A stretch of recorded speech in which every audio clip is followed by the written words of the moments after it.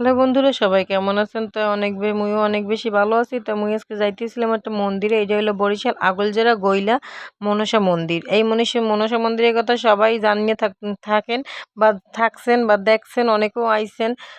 কেরা কি আইছেন তা তো জানি না, একটু কমেন্ট করে জানাইলে ভালো হইতো। যদি কেরা কি আইছেন বা দেখছেন মোবাইলে দূর দূরান্ত থেকে, এই গইলে মনসা বাড়ি আসে দুধ কলা দিতে, মায়েরে প্রণাম করতে। এই মা অনেক জাগ্রত, ওনার দ্বারে যা মানসিক করে তাই হয়। তাই মোরা এই যে প্রথম দুধ কলা লইয়েছিলাম, এই দুধ কলা দইয়ে মন্দিরে লইয়ে যাবো, মন্দিরে দেওয়ার লইগে। আর অবশ্যই মোর এই ভিডিওগুলো যদি ভালো লাগে লাইক কমেন্ট শেয়ার করবেন। এই যে মোরা ঢুকিয়ে দিয়ে প্রচুর মানুষ ছিল। তা মোরা কতক্ষণ মন্দিরে বইয়ে প্রণাম টনাম করে তা দুধ কলা দিয়ে ঠিয়া পূজা হইতেছিল। এই সে এবার এই মন্দিরে সে শীতলা মন্দির, সেই শীতলা মন্দিরে এবার প্রণাম টনাম করলাম সবাই।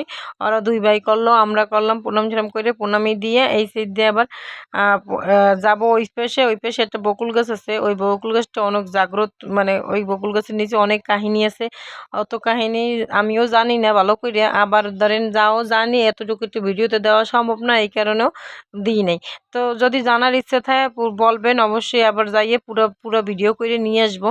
আর এইখানে আমরা প্রায় যাইয়ে থাকি। যদি আমাদের ভিডিওগুলো ভালো লাগিয়ে থাকে তাহলে লাইক কমেন্ট শেয়ার করবেন। আজকে এই পর্যন্তই, ভালো থাকবেন, নমস্কার। আর সবাই যদি পারেন কইলে মনসা বাড়ির এখানে এসে প্রণাম করে যাবেন বা দেখে যাবেন।